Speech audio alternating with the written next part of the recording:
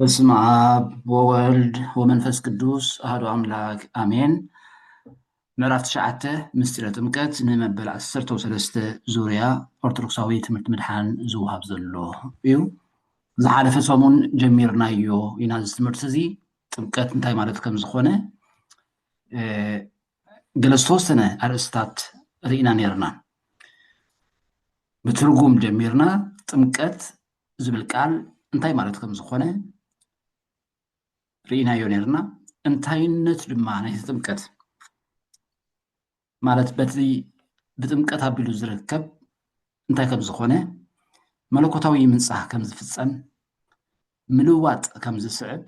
مس كريستوس لما حاده كم نخون رينا نيرنا كلت ابنتات كاب نايبولي كيدان وسينا دما تمكت ابولي كيدان بمنتاي كم زمسل رينا نيرنا لا مركبنو كم دما مسغار بحر إرترا نمركبنو كم مثال نهاية تمكت جيرو زمسلو حوالي قدوس بيتروسيو أب قداماي بيتروس مراف سلسته فوق إسراء سابسان حالن زلوي بتماي دما حجي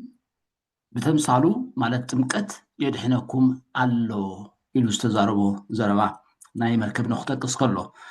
اتناي مسغار بحر إرترا كم مثال نهاية تمكت جيرو زتغسل ما حوالي قدوس باولوسيو أب قداماي كورنثوس مراف 10 تزلو فوق خلتا ስለዚህ ዝኽልተ ኣብነታት ዝሓለፈ ሰሙን ርኢናዮ ነርና ብድሕሪኡ ኣድላይነት ጥምቀት ዝብል እዩ ትርጉም ጥምቀት እንታይነት ጥምቀት ንዝተረድአ ሰብ ኣድላይነቱ ኣብ ምልክት ሕቶ ኣየእትዎን እዩ ስለምንታይ ከም ዘድሊ ድማ ተንኪፍናዮ ነርና መጀመርያ ድሕነት የውህብ ኢልና ኣብቲ ማይ ኣይሂ ንጥፍኣት ዝዘነመሉ ግዜ እቶም ምድሓን ዝረኸቡ ናብታ መርከብ ዝኣተዉ تنشمون تنفسات كم زخنا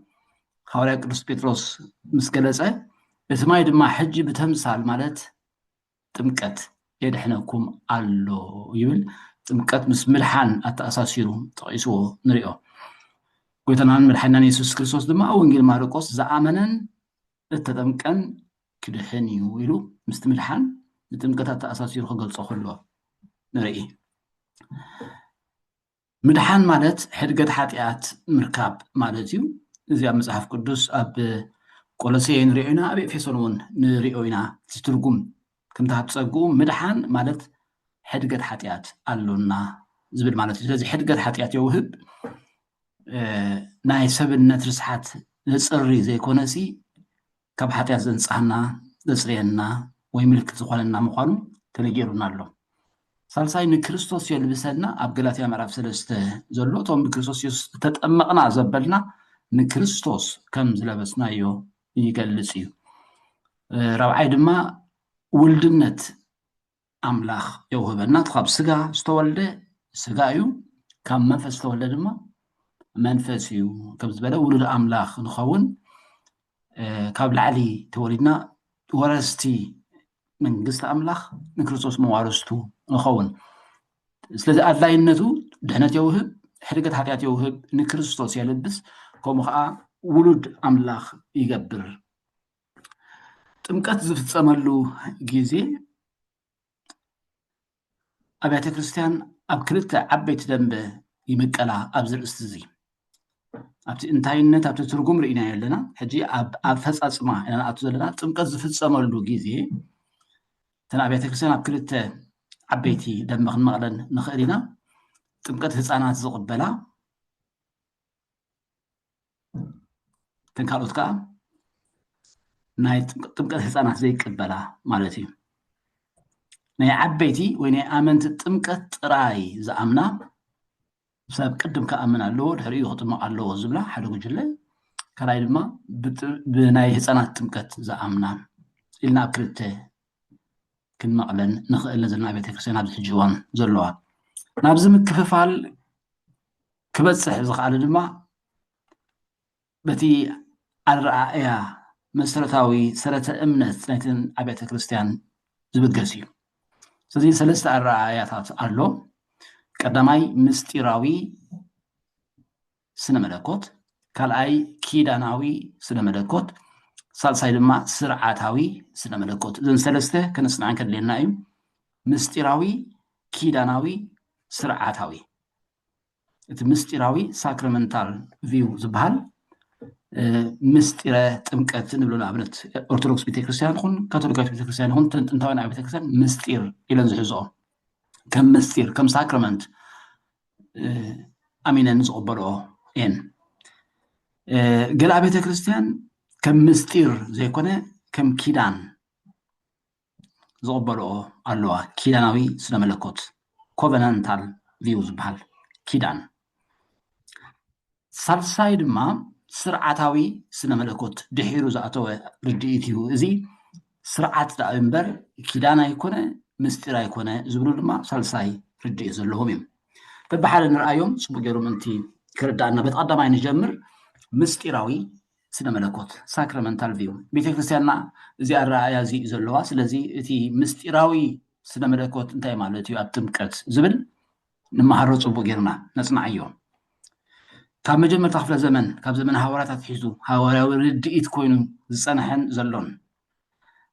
ኣመንትን ውሉድ ኣመንትን ዝጥመቕሉ መስርሕ እዩ ኣመንትን ውሉዶምን ዝጥመቕሉ ጥምቀት ብእምነት ምስ ክርስቶስ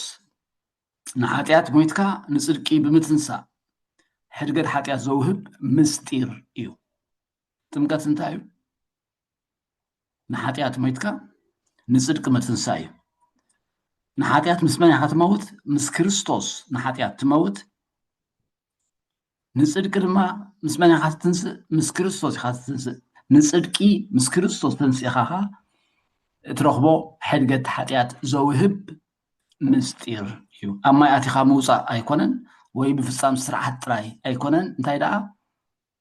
ብእምነት ምስ ክርስቶስ ንሓጢኣት ትመውት ብእምነት ምስ ክርስቶስ ንፅድቂ ትትንስእ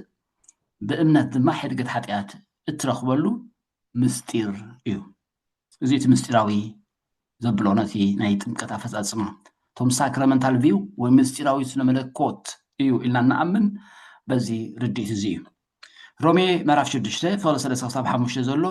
ወይስ ብክርስቶስ ኢየሱስ እተጠመቕና ዘበልና ኩላትና ብሞቱ ከም እተጠመቕና ዶ ኣይትፈልጡን ኢኹም እምበኣርሲ ከምቲ ክርስቶስ ብክብሪ ኣቦኡ ካብ ሙታን ዝተንስአ ከምኡ ከዓ ንሕና ብሓዳስ ሂወት ምንቲ ክንመላለስ ናብ ሞት ብጥምቀት ምስኡ ምስ ክርስቶስ ተቐበርና ሞትና ንሞቱ መሲሉ ሕቡራቱ እንተኾንናስ ከምኡ ከዓ ብትንሳኤኡ ክንሓብሮ ኢና ኢሉ ስለዚ ጥምቀት እዚ ምስጢር እዚ ዝፍፀመሉ ደኣ እምበር ተራ ስርዓት ኣይኮነን ኢልና ንኣምን ግብረ ሃዋርያት ምዕራፍ 2 ፍቅዲ 38 ክሳብ 39 ዘሎ ሃዋርያ ቅዱስ ጴጥሮስ ኣብ ተቐዳመይቲ ስብከቱ ዝሃቦ መንፈስ ቅዱስ ምስ ተመልኡ ኣብ ዝሃቦ ቀዳመይቲ ስብከት ጴጥሮስ ከዓ እቲ ተስፋ ንዓኻትኩምን ንደቅኹምን ነቶም ኣብ ርሑቕ ዘለዉ ኩሎም እግዚኣብሔር ኣምላኽና ዝፅውዖም ዘበሉን እዩ እተዋህበ እሞ ተነስሑ ነፍሲ ወከፍኩም ከዓ ብስም ኢየሱስ ክርስቶስ ንሕድገት ሓጢኣት ይጠመቕ ህያብ መንፈስ ቅዱስን ክትቅበሉ ኢኹም በሎም ተነስሑ ነፍሲ ወከፍኩም ከዓ እንታይ ይግበር ኢልዎም ብስም ኢየሱስ ክርስቶስ ይጠመቕ ጥራይ ኣይኮነትን ንሕድገት ሓጢኣት ይጠመቕ ህያብ መንፈስ ቅዱስን ክትቅበሉ ኢኹም ስለዚ እቲ ጥምቀት ንሕድገት ሓጢኣት ህያብ መንፈስ ቅዱስ ንምቕባል ምዃኑ ነጊርዎም በዚ ምክንያት እዚ ምስጢራዊ እዩ ንብሎ ኣብኡ ዝፍፀም ምስጢር ኣሎ ንብል ሃዋርያ ቅዱስ ጳውሎስ ባዕሉ ዝመስከሮ ድማ ኣብ ግብረ ሃዋርያት ምዕራፍ 22 ፍቅዲ 16 ሕጂኸ ንምንታይ እትድንጊ ተንሲእካ ተጠመቕ ስም ጎይታ ፀዊዕካ ካብ ሓጢኣትካ ተሓፀብ በለኒ ተንሲእካ ተጠመቕ ስም ጎይታ ፀዊዕካ ካብ ሓጢኣትካ ተሓፀብ ልክዕ ከምቲ ሃዋርያ ጴጥሮስ ዝበሎ ናይ ሰብነት ርስሓት ዘንፅህ ኣይኮነን ናይ ሰብነት ርስሓት ዘፅሪ ኣይኮነን እቲ ጥምቀት እንታይ ደኣ ሕድገት ሓጢኣት እንረኽበሉ እዩ ስም ጎይታ ፀዊዕካ ካብ ሓጢኣትካ ተሓፀብ በለኒ ስለዚ እቲ ምስጢራዊ ስነ መለኮት ኣረኣያ እዚ እዩ ጥምቀት ሕድገት ሓጢኣት ዘውህብ ምስጢር እዩ ኢሉ ዝኣምን الرأي رديت سلة أمنتي زين أبي تكريستيان رديت ون إيو بس ما هاد زين عن تمكت مستيرة تمكت النبلة كرأي رديت ما كيلاناوي سنة ملكوت كيلاناوي رديت زلوم سلة أمن زلوم تمكسي كيلاناوي إيو زبليهم انتهي مالتي كيلاناوي خا زون كاب مجمرات حزو زنبرة رديت إيو تي كيلاناوي زبحر زلوم ጥምቀት ማሕተምን ምልክትን ናይቲ እግዚኣብሔር ምስ ህዝቡ ዝኣተዎ ኪዳን ልክዕ ከምቲ ግዝረት ንኣብርሃም ዝተዋህቦ ኪዳን ጥምቀት ድማ ነቶም ኣመንቲ ዝተዋህበ ኪዳን እዩ ኢሎም ዝኣምኑ እዮም ኣብ ኦሪት ዘፍጥረት ምዕራፍ 17 ንኣብርሃም ኣቦና ዝተዋህቦ ኪዳን ምልክት እዚ ነይሩ ፍቅዲ 9 ክሳብ 14 ኣምላኽ ድማ ንኣብርሃም በሎ ንስኻ ከዓ ኪዳነይ ክትሕሉ ኢኻ እንታይ ክትሕሉ ኢኻ ኪዳነይ ክትሕሉ ኢኻ ንስኻን ብድሕሪኻ እውን ዘርእኻ ኣብ ወለዶኦም ትሕሉ እቲ ኣብ መንጎይን ኣብ መንጎኻን ብድሕሪኻ ድማ ኣብ ዘርእኻ ዘሎ እሞ ንስኻትኩም እትሕልውዎ ኪዳን እዚ እዩ ኣባኻትኩም ተባዕታይ ዘበለ ኩሉ ይገዘር ስጋዕ ልቦኹም ግዘሩ እዚ ድማ ነቲ ኣብ መንጎይን መንጎኹምን ዘሎ ኪዳን ምልክት ክኸውን እዩ ኣባኻትኩም ወዲ 8 መዓልቲ ተባዕታይ ዘበለ ኩሉ ኣብ ወለዶኹም ኣብ ቤት እተወልደን ካብ ማንም ካብ ዘርእኻ ዘይኮነ ወዲ ጓና ብገንዘብ እተዓደገን ይገዘር ኣብ ቤትካ እተወልደን ብገንዘብካ እተዓደገን ብግዲ ይገዘር ኪዳነይ ኣብ ስጋኹም ኪዳን ዘላለም ክኸውን እዩ ዘይተገዝረ ተባዕታይ ስጋዕ ልቦኡ ዘይተገዝረ እታ ነፍሲ እቲኣ ኪዳነይ ኣፍሪሳ እያ እሞ ካብ ህዝባ ክትምንቆስ እያ ኢሎም ስለዚ ብዛዕባ ግዝረት እዩ ዝነግሮም ዘሎ ተባዕታይ ዘበለ ኣብ ሻምናይ መዓልቲ ይገዘር ኣብቲ ቤት ዝተወልደ ግድን ካብኻ ዝተወልደ ጥራይ ዘይኮነሲ ብገንዘብ ዝተዓደገ ይኹን ባርያ ይኹን ብዝኾነ ይኹን ምክንያት ኣብታ ቤት ዘሎ ኣብኣ ዝተወልደ ዘበለ ይገዘር ኢልዎም እዚ ከዓ ኪዳን እዩ ምልክት እዩ ኪዳን ዘለዓለም ይኹነልኩም ኢልዎም ንመን ይኸውን ዝሎም ዘሎ ነቲ ኣብርሃም ኣብ ቤቱ ዝተወልደ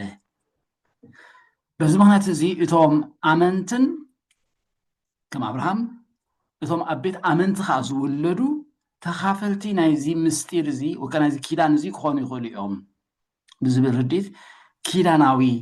ይብልዎም ስለዚ ንሶም እቶም ኣመንቲ ኣብ ቤቶም ዝተወልደ ድማ ውሉድ ኣመንቲ ይጥመቑ ንምንታይ ልክዕ ከምቲ ንኣብርሃም ዝተዋህበ ግዝረት ጥምቀት ከዓ ንኣመንቲ ዝተዋህበ እዩ ብዝብል ርዲት ቆሎሴ ምዕራፍ 2 ፍቅዲ 11 ክሳብ 12 ንስኻትኩም ድማ ብግዝረት ክርስቶስ ነቲ ናይ ስጋ ሰብነት ቀንጢጥኩም ብኢድ ብዘይኮነት ግዝረት ብኡኡ ተገዘርኩም ብጥምቀት እውን ምስኡ ተቐበርኩም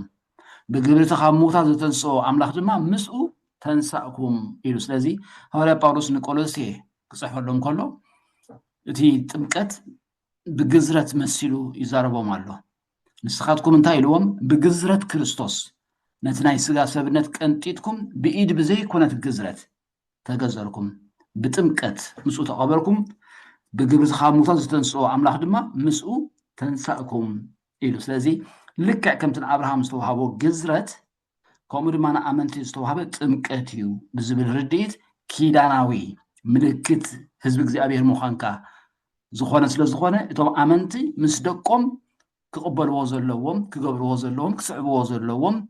ኪዳን ኣምላኽ እዩ ዝብል ርድኢት ካልኣይ ርድኢት እዩ በዞም ኣብ ላዕሊ ዝተጠቕሱ ጥቕስታት ህፃናት ጥምቀት ህፃናት ቅቡል ስርዓት ኣምላኽ እዩ ብምባል ኣብዞም ስዑ መደምደምታ ይበፅሑ ነይሮም እዚኦም ማለት እዞም ኪዳናዊ ዘለዎም ስለዚ እቶም ምስጢራዊ ንብል ኣመንትን ምስ ደቅና እዞም ኪዳናዊ ርድኢት ዘለዎም ድማ ኣመንትን ምስ ደቆምን ይጥመቑ ፍልልዩ እንታይ እዩ እቶም ምስጢራዊ ንብል ሕድገት ሓጢኣት ምድሓን እንረኽበሉ ምስጢር እዩ ዝብል ርድኢት ኣሎና እዞም ኪዳናዊ ኸ ኣይ ሕድገት ሓጢኣትን ገለን ዘይኮነሲ ከምቲ ንኣብርሃም ዝተዋህቦ ምልክት ናይ ኪዳን እዚ ከዓ ምልክት ናይ ኪዳን ናይ ሓድሽ ኪዳን ምልክት እዩ ልክዕ ከምቲ ግዝረት ኣብ ሻምናይ መዓልቲ ዝፍፀም ዝነበረ ኣብ ቤት ኣመንቲ ከዓ ዝፍፀም ዝነበረ ጥምቀት እውን ኣብ ህፃናት ክፍፀም ይኽእል እዩ ኣብ ቤት ኣመንቲ እንተደኣ ኮይኑ ዝብል ማለት እዩ ግዝረት ደጋዊ ምልክት ናይቲ ኣምላኽ ምስ ኣብርሃም ዝኣተዎ ኪዳን እዩ ብኩሎም ደቂ ኣብርሃም ድማ ክፍፀም ግድን ነበረ ከምኡ ድማ ኣብ ክርስቲያን ኣብ ቤት ኣማኒ ክፍፀም ግድን ይኸውን ዝብል ርድኢት ኣለዎም ኩሎም ውሉድ ኣብርሃም ኣባላት ናይቲ ኪዳን እዮም ስለዚ ድማ ኩሎም ውሉድ ኣመንቲ ኣባላት ናይቲ ኪዳን እዮም ዝብል ርድኢት ሳልሳይ ክርስቲያን ኣባላት ኪዳን ኣብርሃም ኢና ገላትያ ምዕራፍ 3 ከም ዝነግረና ደቂ ኣብርሃም ኮይና ከሚሳቅ ደቂ ተስፋ ኢና ኢሉ ኣሎ በረኸት ኣብርሃም ክንወርስ ክርስቶስ ምእንታና መርገም ኮይኑ ካብ መርገም ሕጊ ከም ተሻየጠና ተጠቂሱ ኣሎ ስለዚ ክርስቲያን ኣባል ኪዳን ኣብርሃም እዩ ናይ ኣብርሃም ኪዳን ክንወርስ ክኢልና ኢና ብክርስቶስ ስለዚ ልክዕ ከምቲ ንኣብርሃም ዝተዋህቦ ግዝረት ንኣማኒ ከዓ ጥምቀት ተዋሂብዎ ኣሎ ዝብል ኪዳናዊ ርድኢት እዩ እግዚኣብሔር ኣብ ብሉይ ኪዳን ንስርዓት ግዝረት ንኪዳን ከም ዝተጠቕመሉ ኣብ ሓድሽ ኪዳን ከዓ ንስርዓት ጥምቀት ንተመሳሳሊ ዕላማ ንኪዳን ተጠቂሙሉ እዩ ብምባል እዛ ናይ ቆሎሴ ይጠቕስዋ ማለት እዩ ስለዚ ኩሎም ህፃናትና ክጥመቑ ይግብኦም እዩ ብዝብል ርድኢት ኪዳናዊ ስነ መለኮት ዝስዕቡ ከምዚ ዝብል ርድኢት ኣለዎም ንሕና እውን ከምኡ ዝርድኢት ኣለና ልክዕ ከምዚ ናይዚ ኪዳናዊ ፍልሊና ግን እንታይ እዩ እቲ ኪዳናዊ ምስ ሕድገት ሓጢኣት ምስ ምድሓን ኣየተኣሳስሮን እዩ ከም ምልክት ናይ ኪዳን ጥራይ እዩ ዝተኣሳስሮ ምስጢረ ጥምቀት ምስጢራዊ ርድኢት ግና ሕድገት ሓጢኣት ዘውህብ ምንፃህ ዘውህብ እዩ ዝብል ርድኢት ኣለዎ ስለዚ ዘፍልሊ ኣድህብሎን ኢኹም ሳልሳይ ስርዓታዊ ስነ መለኮት እዩ ስርዓታዊ ኦርዲናንስ እዚ ከዓ ኣብ መጀመርያ 16 ክፍለ ዘመን ምስ ምልዕዓል ናይ ፕሮቴስታንት ናይ ማርቲን ሉተር ሽዑ ዝመፀ ርድኢት እዩ ደቂ ኣመንቲ ዝኾኑ ህፃናት ክጥመቑ የብሎምን ነፍሲ ወከፍ ሰብ ቅድም ክኣምን ኣለዎ ጥምቀት ንዝኣምን ዳ እምበር ብስም ናይ ኣብ ወለዲ ዝፍፀም ክኸውን ኣይግበኡን እዩ ዝብል ርድኢት ዝመፀ እዩ ጥምቀት ናይቲ ድሮ ዝተፈፀመ ብእምነት ዝተቐበልካዮ ምድሓን ኣብ ቅድሚ ኩሉ ኣብ ቅድሚ ኣምላኽ ኣብ ቅድሚ ሰብ ኣብ ቅድሚ ማሕበር ኣምላኽ ኣብ ቅድሚ ሰይጣን እትእውጀሉ ስርዓት ጥራይ እዩ ዝብል ርድኢት ኣለዎም እዞም ስርዓታዊ ድማ ስርዓት ጥራይ እዩ እምበር ኪዳን ኣይኮነን ሕድገት ሓጢኣት ዘውህብ ኣይኮነን ስርዓት ጥራይ ከም ዝደሓንካ ድሕነት ከም ዝተቐበልካ ኣብ ቅድሚ ሰብ ኣብ ቅድሚ ኣምላኽ ኣብ ቅድሚ ሰይጣን ኣብ ቅድሚ ማሕበር ኣምላኽ እትእውጀሉ ስርዓት ጥራይ እዩ ዝብል ርድኢት ዘለዎም እዮም ከምኡውን ኩሉ ግብሪ ፅድቂ ስርዓት ጥምቀት ከይተረፈ ንምፍፃም ወይ ንምእዛዝ ዝግበር ስርዓት ጥራይ እዩ ከምቲ ጎይታ የሱስ ክርስቶስ ክጥመቕ ኢሉ ምስ መፀ ነቢ ዮሃንስ እንታይ ኢልዎ ኣነ ዳብኣኻ ክጥመቕ ይግባኣኒ እምበር ንስኻ ለባዓይ ትጥመቕ ምስ በሎ ይኹን ዳኣ ሕጅሲ ኩሉ ሕጊ ክንፍፅም ኩሉ ግብሪ ፅድቂ ክንፍፅም ይግባኣና እዩ ከም ዝበሎ ከምኡ ኩሉ ግብሪ ፅድቂ ክንፍፅም ስለዝግባኣና እንፍፅሞ ስርዓት ዳ እምበር ምስ ምድሓን ይኹን ምስ ሕድገት ሓጢኣት ይኹን ምስ ኪዳን ይኹን ምትእስሳር የብሉን ዝብል ርድኢት እዩ እዚ ስርዓታዊ ዝበሃል ወንጌል ማቴዎስ ምዕራፍ 3 ፍቅዲ 15 ኢየሱስ ከዓ ኩሉ ፅድቂ ክንፍፅም ይግባኣና እዩ እሞ ሕጅስ ይኹን ዳኣ ሕደግ ኢሉ መለሰሉ ድሕሪ እዚ ፈቐደሉ ይብል ሮሜ ምዕራፍ 6 ተቐዲምና ዘንበብናዮ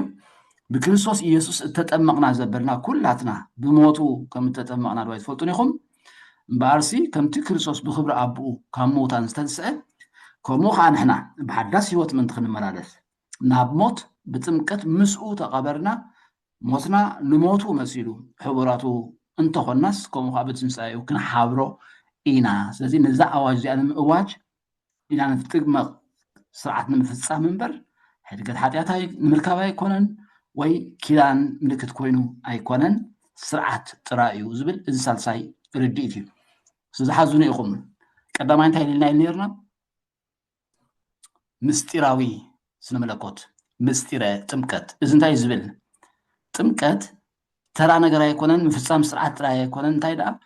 ኣብኡ ሕድገት ሓጢኣትን ምንፃህን እንረኽበሉ ውሉድ ኣምላኽ እንኾነሉ ምስጢር እዩ ዝብል ርድኢት እዩ ካልኣይ ኪዳናዊ እዩ ኪዳናዊ እንታይ ዝብል ልክዕ ከምቲ ንኣብርሃም ግዝረት ምልክት ክኾኖ ዝተዋህቦ ጥምቀት ድማ ምልክት ክኸውን ንሓድሽ ኪዳን ኣመንቲ ዝተዋህበ እዩ ዝብል እዩ ስለዚ በዚ ምክንያት እዚ ልክዕ ከምቲ ኣብርሃም ህፃናት ኣብ ሻምናይ መዓልቶም ክግዘሩ ዝተዋህቦ ኣብ ቤት ኣማን ዝተወልደ ጥራይ ከዓ ከምኡ ዝግበር ዝነበረ ኣብ ሓድሽ ኪዳን ድማ ኣብ ቤት ኣማኒ ክሳብ ዝተረኽበት ወላዲ ውልዱ ክጥመቕ ይኽእል እዩ ይግብኦ እዩ ዝብል ርድኢት ዘለዎ እቲ ኪዳናዊ ስርዓታዊ ግን እንታይ እዩ ዝብል እዚ ስርዓት ንምፍፃም ጥራይ ኩሉ ግብሪ ፅድቂ ክንገብር ስለ ዝግብኣና ኣብ ቅድሚ ኣምላኽ ድሕነት ከም ዝተቐበልና ንዓለም ንሰይጣን ንኩሉ ንማሕበር ኣምላኽ ክንእውጅ ምእንቲ ከም ዝተቐበልናዮ ክነግር ምእንቲ ስርዓት እንፈፅመሉ ዳ እምበር ሕድገት ሓጢኣት ዘውህብ ኣይኮነ ኪዳን እውን ኣይኮነን ዝብል ሳልሳይ ርድኢት ኣብ 16 ክፍለ ዘመን ዝጀመረ ርድኢት እዩ ማለት እዩ ስለዚ ኣብ ዘመን ጎይታና ኢየሱስ ክርስቶስ ብድሕሪኡ እውን ኣብ ዘመን ሃዋርያት ጥምቀት ህፃናት ከም ሕቶ ኣከራኻሪ ኣይነበረን ኣብ ምፋለቕ 4ይ ክፍለ ዘመን ኣብ መንጎ ካቶሊክን ኦርቶዶክስን ምፍልላይ ከጋጠም ከሎ እቲ ምፍልላይ እኳ እንተጋጠመ እቲ ጥምቀት ህፃናት ግና ብክልቲኦም ወገን ቅቡል ኮይኑ ክሳብ ሕጂ ይቐፅል ኣሎ ምንቅስቓስ ማርቲን ሉተር ኬንሻ ዝመስረተ ወይ ፕሮቴስታንት እምነት ዝመስረተ ንሱ እውን ከይተረፈ ነቲ ናይ ጥምቀት ኣይቀየሮን ጥምቀት ህፃናት ኣይቀየረን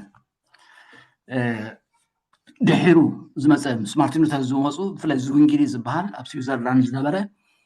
በዓል ንሳቶም እዮም ነቲ ጥምቀት ህፃናት ዘትረፍዎ እምበር ማርቲን ሉተር ኣየትረፍዎን ክሳብ ሕጂ ድማ ናይ ኬንሻ ቤተክርስትያን ወንጌላዊት ቤተክርስትያን ተጠመቐ ህፃናት ማለት እዩ ጥምቀት ህፃናት ካብ ምንታይ ከም እተበገሰ ንኽንርዳእ ናብ ዘመነ ሃዋርያት ምልስ ኢልና እንተዳሪእና ኣብ ግብሪ ሃዋርያት ምዕራፍ 16 ናይ ሊድያን ናይቲ ሓላዊ እሱራትን ናይ ክልቲኦም ዛንታ ኣብኡ ንረኽቦ ኢና ሊድያ በዓልቲ ከተማ ቲያትራ ሸያጢት ቀይሕ ሓሪ ዝነበረት ዝብላ ንሳ ምስ ኣመነት እንታይ እዩ ዝብል ምስ ስድራ ቤታ ተጠምቀት እቲ ሓላዊ እሱራት ድማ ምስ ኣመነ ምስ ኩሎም ስድራ ቤቱ ተጠምቀ ይብል ስድራ ቤት ዝብል ኣብ ክልቲኦም ተጠቂሱ ኣሎ ሃዋርያ ጳውሎስ ክፅሕፍ ከሎ ንቆሮንቶስ እንታይ ኢሎም ኣሎ ስድራ ቤት እስጢፋኖስ ኣጠሚቐ ኣለኹ ኢሉ ስድራ ቤት እስጢፋኖስ ንእስጢፋኖስ ራይ ዘይኮነሲ ስድራ ቤት እስጢፋኖስ ኣጠሚቐ ኣለኹ ኣብ ምዕራፍ 10 ግብሪ ሃዋርያት ቆርኔሌዎስ ዝበሃል ሓለቓ ሚእቲ ፃድቕ ዝነበረ ሰብኣይ ሃዋርያ ቅዱስ ጴጥሮስ መፅኡ ኣብቲ ቤቱ ክሰብኽ ተነጊርዎ ምስ ሰበኸ ቃል ኣምላኽ ምስ መሃረ ተጠሚቖም ምስ ስድራ ቤቱ ተጠምቀ ይብል ምስ ስድራ ቤቱ ኣብ ግብሪ ሃዋርያት ምዕራፍ 18 ዘሎ ድማ ክሪስጶስ ምስ ስድራ ቤቱ ብጎይታ ኣሚኑ ከም ዝተጠምቀ ይነግረና ስለዚ ኩሎም ስድራ ቤት ዝብል ኣለዎ ኣብዚኦም ሲ ብርግፅ ህፃናት ነይሮም ዝብል የለን ግን ህፃናት ኣይነበሩን ዝብል ከዓ የለን እሞ ኣብ ኩሎም ዞም ስድራ ቤት ዝኾነ ህፃን ዝኾነ ኣይነበረን ክንብል ዶ ይቐልል ወይስ ነይሩ ክንብል ዶ ይቐልል ዝብል ከም ሓሳብ ጥራሕ ሒዝናዮ ክንሓልፍ ንኽእል ኢና ኣብ ታሪክ ቤተክርስትያን ብምሉእ ዝትገብረ ውሳኔታት ገለ ክነፅናዕ ከለና ግን ጥምቀት ህፃናት ኣከራኻሪ ሕቶ ኣይነበረን ክሳብ ማርቲን ሉተር መፅኡ ማርቲን ሉተር ንባዕሉ ኣየትረፎን ቀፂሉ ዝውንጊሊ ዝበሃል ምስኡ ዝመፀ ግና ሽዑኡ እቲ ናይ ህፃናት ጥምቀት ኣብ ክርክር እትዮም ከም ዘትረፍዎ ካብ ድሕሪኡ ዝመፀ ድማ ዝሕጂ ዘሎ ብዙሕ ንሰምዖ ነገራት ከም ዝተፈፀመ ንርኢ ማለት እዩ ሕጂ ዝምድና ጥምቀትን ምድሓንን ሳልሳይ ድማ እምነት ጥምቀት ምድሓን እምነት ዝብል እዞም ሰለስተ ቃላት ጥምቀት ምድሓን እምነት ምክንያቱ ምድሓን ብእምነት ስለ ዝኾነ እሞ ጥምቀት እንታይ እዩ ተርእኡ ብኸመይ ዳይ ዝኣቱ ዘሎ ኣብኡ ንዝብል ዝምድና ናቱ ክንፍትሽ ወንጌል ማርቆስ ቀዳማይ ምዕራፍ ፍቅዲ 4 ዮሃንስ መጥምቕ ማለት እዩ ኣብ በረኻ እናጥመቐ ከጠመቕ ከሎ እንታይ ኢልዎም ነይሩ ንሕድገት ሓጢኣት ዝኸውን ጥምቀት ንስሓ እናሰበኸ መፀ እቲ ጥምቀት ምስ ምንታይ ተኣሳሲሩ ኣሎ ንሕድገት ሓጢኣት ዝኸውን ጥምቀት ንስሓ እናሰበኸ መፅኡ ወንጌል ሉቃስ ምዕራፍ 3 ፍቅዲ 3 ንሱ ድማ ጥምቀት ንስሓ ንሕድገት ሓጢኣት እናሰበኸ ኣብ ኩሉ ወሰነ ወሰን ዮርዳኖስ ዝዞረ ይብል ጥምቀትን ሕድገት ሓጢኣትን ክልቲኦም ተኣሳሲሮም ቀሪቦም ከም ዘለዉ ክንስተውዕለሉ ይግባአና እቲ ማይ ብርእሱ ሓጢኣት ናይ ምሕዳግ ባህሪ ሃልይዎ ዘይኮነስ ብምኽንያት እቲ ብኡ ክጥቀም ዝፈተወ ኣምላኽን ቃሉን እዩ እቲ ሕድገት ሓጢኣት ዝፍፀም እዚ ብዘየወላውል ሓቂ እንተኮይኑ أبناء كريستيان تمكت أنت كم زبلك أنا رأيه وانجيل ماركوس مرف 16 فقد 16 إذا آمنن التتمكن كدحن إذا زي آمننا كخلنني تتمكن تكوني له إذا آمنن التتمكن كدحن إذا آمن خدحني كبر خدني روندي مخناتو زي آمن كخلنني لله تتمكسي مستعمل حند أيوة لاجي وازول لمبر مستعمل خلنا نهلا طبعا إذا آمنن التتمكن كدحن زأمن خدحن زي أمن كخنن كبل خلني ريو كما أجنا يبل أنت يلزلو زأمنن التتمكن كدحن سلازي تمكتن مدحنن الله يجيبون الله قبلها وريات مراف كده تفقد 30 شمونتن بيتروس كا اتتسفا نأخذكم من ندقكم من تمابرحوا زلو كلهم እግዚአብሔር አምላኽና ዝጽውዑም ዘበሉን እዩ ተዋህበም ሞ ተነስሑ ነፍሲ ወከፍኩም ከ ብስም ኢየሱስ ክርስቶስ ንሕድገት ኃጢአት ይጠማቕ ንሕድገት ኃጢአት ይጠማቕ هي መንፈስ ቅዱስን ክትቀበሉ ኢኹም ኢሎም ስለዚ ጥምቀትን ሕድገት ኃጢአትን አላጊቦን ኣሎ ግብረ ሐዋርያት 22 ፍቅዲ 16 ሕጂ ኸ ንምንታይ ትድንጉ ተንሲእካ ተጠመቕ ስም ጎይታ ፀዊዕካ ካብ ኃጢአትካ ተሓፀብ ስም ጎይታ ፀዊዕካ ካብ ኃጢአትካ ተሓፀብ በለኒ ኢልኻ ሕድገት ኃጢአትን ጥምቀትን አላጊቦን ኣሎ ቀዳማይ ጴጥሮስ ምዕራፍ 3 ፍቅዲ 21 እቲ ማይ ድማ ሕጂ ብተምሳሉ ማለት ጥምቀት የድሕነኩም ኣሎ እቲ ማይ ድማ ሕጂ ብተምሳሉ ማለት ጥምቀት የድሕነኩም ኣሎ ጥምቀትን ምድሓንን ተኣሳሲሩ ጽሒፉ ኣሎ እዚ ኸ ብትንሳኤ ኢየሱስ ክርስቶስ ልማኖ ሰናይ ሕልና ናብ ኣምላኽ ይንበር ምሕፃብ ርስሓት ስጋ ኣይኮነን እንታይ ዳ እዩ ዘድሕነኩም ዘሎ ዘንጻሐኩም ዘሎ ዝሓፅበኩም ዘሎ እዩ ኢሉ ሐዋርያ ቅዱስ ጴጥሮስ ጽሒፉ ስለዚ እምነትን ምድሓንን ጥምቀትን ኣበይ ዝምትኑ ክነለልዮ ክንሪኦ ንኽእል ኢና ማለት እዩ ብእምነት ወላዲ ወይ ከዓ ኣብ ቤት ወለዲ ኣብ ኣመንቲ እዩ ዝፍፀም ኢልና ኣለና ልክዕ ከምቲ ንኣብርሃም ኣብ ቤትካ ዝተወልደ ዝበሎ ጥምቀት ድማ ናቱ ምልክት ኮይኑ ኣብ ቤት ኣማኒ ንዘሎ ደቂ ኣመንቲ ንዝኾነ ዳ እምበር ንኻልእ ከም ዘይኮነ ድሕነት ደቂ ኖህ ኣብ እምነት ወላዲኦም ዝተመስረተ እዩ ዝነበረ ሎሚ እውን ንዓና እቲ ተዋሂብና ዘሎ ተስፋ ንዓና ንደቅና ስለ ዝኾነ ነቲ ብእምነት ዝሓልፍ በረኸት ተቐቢልና ክንፍፅሞ እግዚኣብሔር ይፅበየና ኖህ እንታይ መርከብ ሰሪሑ ኣብ ቅድሚ እግዚኣብሔር ዝተመላለሰ ኖህ እዩ ምስ ኖህ ናብኡ ዝኣተዉ ድማ ክድሕኑ ከለዉ ርኢናዮም ኣለና ካልኣይ እምነት እስራኤል ካብ ኣብርሃም ዝተወስደ እቲ በረኸት እውን ካብኡ ዝተወርሰ እዩ ዓሌት ኣብርሃም ርድኢት ደቆም ብዘየገድስ ኣብ ሻብናይ መዓልቲ እንተዘይተገዚሮም ኣምላኽ እታ ነፍሲ እቲኣ ትእዛዝ ኣምላኽ ኣፍሪሳ እያ እሞ ካብ ህዝባት ትመንቆስ ኢሉ ኣዝዩ ዝነበረ ሙሴ ናይ ኣምላኽ ሰብ ነዚ ትእዛዝ እዚ ብዘይምትግባሩ ቁጣዕ ኣምላኽ ኣብ ርእሱ ነደደ እግዚኣብሔር እውን ክቐትሎ ደለየ ሰበይቱ ግና ፅንፅሕለ እምኒ ወሲዳ ወዳ ብምግዛራ ኣድሓነቶ እዚ ኣብ ኦሪት ዘፀአት ምዕራፍ 4 ኣለና ሙሴ ንባዕሉ እቲ ሕጊ ተቐቢልዎ ኾነሱሲ ንባዕሉ ግን ኣይተግበሮን ስለዚ እግዚኣብሔር ተቆጢዑ ክቐትሎ ደለየ ሰበይቱ ግና ፅንፅሕለ ወሲዳ ወዳ ብምግዛር ኣድሒናቶ ስለዚ ኣብ ሻምናይ መዓልቲ ሲ እቲ ቆልዓ ልቦና ዝሓስብ ምውሳን ክእለት ቋንቋ ገለ ሃልይዎ ኣይኮነን እንታይ ደኣ ናይ ወለዱ ሓላፍነት ክግዘር ከም ዘለዎ ተማቓሊ ተኻፋሊ ነቲ ኪዳን ምን ትኸውን እግዚኣብሔር ነፍሲ ወከፍ ግብፃዊ ቤት በኹሪ ውሉድ ብሞት ክቐፅዕ ከሎ ንኣባይቲ እስራኤላውያን ግን ብምሕረት እዩ ሰጊርወን ኣብዚ ምሕረት እዚ ኸዓ ነፍሲ ወከፍ እስራኤላዊ ዓብዪ ይኹን ህፃን ምሕረት ኣምላኽ ተቐቢሉ እዚ ኣብታ ቤት ዘለው ኣብታ ምልክት ዝገበረት ቤት እቲ ዝቐዘፍ ዝነበረ መልኣኽ ነቲ ምልክት ርኡ ይሓልፍ ነይሩ እስራኤላውያን ካብ ፈርዖንን ሰራዊቱን ብቐላይ ቀይሕ ባሕሪ ሓሊፎም ክድሕኑ ከለዉ ዓበይቶምን ህፃናቶምን እዮም ናብ ሙሴ ብምጥማቕ ምድሓን ኣምላኽ ኣብ ሂወቶም ክርእዩ ዝኽኣሉ ስለዚ እቶም ዓበይቲ ጥራይ ዘይኮኑ ኩሎም እቶም ህፃናት እውን ምስ ወለዶም ነቲ ባሕሪ ሰጊሮም እዮም ብዙሓት ወለዲ ጎይታ ኢዱ ኣንቢሩ ንደቆም ክባሉ ከሎም ብዙሓት ህፃናት ናብኡ ምፅኦም ሃዋርያት በእምሮ ተመሪሖም ነቶም ወለዲ ተቆጢዖም ነቶም ቆልዑ እውን ከልከልዎም ጎይታና ኢየሱስ ክርስቶስ ግና ንህፃናት እውን እቲ መንፈሳዊ በረኸት ክንፈጎም ከም ዘይብሉ ተዛሪቡ ህፃናት ናባይ ይምፅኡ ኣይትኸልክልዎም መንግስተ ሰማያት ንከምዚኣቶም ዝኣመሰሉ እያ ብምባል ከዓ ምሂሩ ስለዚ ቤተ ክርስቲያን ولادي إذا حلافن الزخير السع بواحس أبلغ جيرا نتي قلعة بكريستيان أو تمرتي كوسكيتو نخعبيو حلافن نتيبا تطمق مصحف كروس كلنا نبكلنا أمنت مدحان بأمنتي زبلنا نببينا أبتلقى قامي تغسطات أبقى صحفات إن أمنت رأياته كروس لذهبه እቶም ካልኦት ሓሳባት የለውና ያስምዕኒ ወይ ከዓ ኣብ ገሊኡ ፅሑፋት ንንስሓን ጥምቀትን ጥራይ ስለ ዝጠቐሰ እምነት የለን ማለት ኣያስምዕኒ ምድሓን ብእምነት ዝብሉ ጥቕስታት ብዙሓት ኣለዉ ብዘይ እምነት ንኣምላኽ ምስማር ከም ዘይከኣል እውን ተፃሒፉ ኣሎ ኣብዞም ጥቕስታት ጥምቀት ስለ ዘይተጠቕሰ ጥምቀት ምስ ምድሓን ርክብ የብሉን ኢልካ እንተደምዲምካ ብመሰረት እቶም ካልኦት ጥቕስታት እውን ንስሓን እምነትን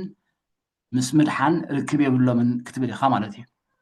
ስለዚ እቲ ንስሓ ሕልገት ሓጢኣት ዘውህበና እንተደኣ ኮይኑ ጥምቀት ድማ ሕልገት ሓጢኣት ከም ዘውህበና ተጠቒሱልና ኣሎ ካብ ሓጢኣትካ ተሓፀብ እንዳበለ